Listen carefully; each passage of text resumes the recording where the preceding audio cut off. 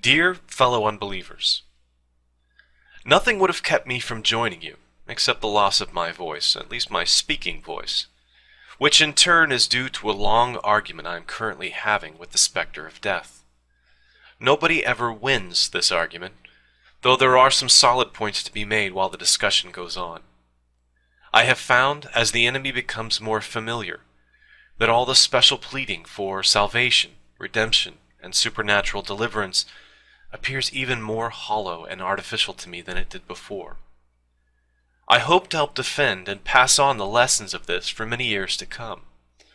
But for now I have found my trust better placed in two things: the skill and principle of advanced medical science, and the comradeship of innumerable friends and family, all of them immune to the false consolations of religion. It is these forces, among others, which will speed the day when humanity emancipates itself from the mind-forged manacles of servility and superstition. It is our innate solidarity, and not some despotism of the sky, which is the source of our morality and our sense of decency.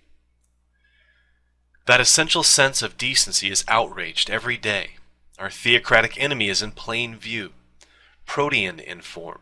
It extends from the overt menace of nuclear-armed mullahs to the insidious campaigns to have stultifying pseudoscience taught in American schools.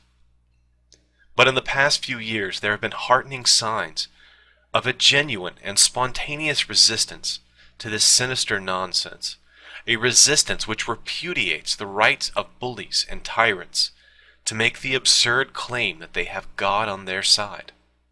To have had a small part in this resistance has been the greatest honor of my lifetime.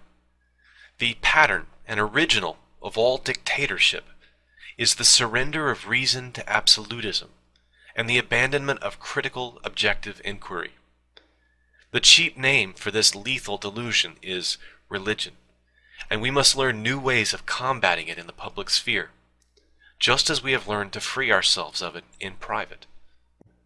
Our weapons are the ironic mind against the literal, the open mind against the credulous, the courageous pursuit of truth against the fearful and abject forces who would set limits to investigation, and who stupidly claim that we already have all the truth we need.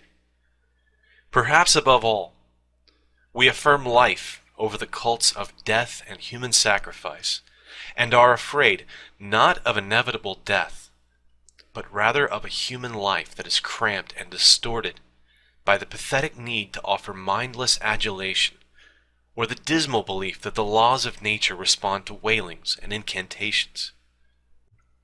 As the heirs of a secular revolution, American atheists have a special responsibility to defend and uphold the Constitution that patrols the boundary between church and state. This, too, is an honor and a privilege.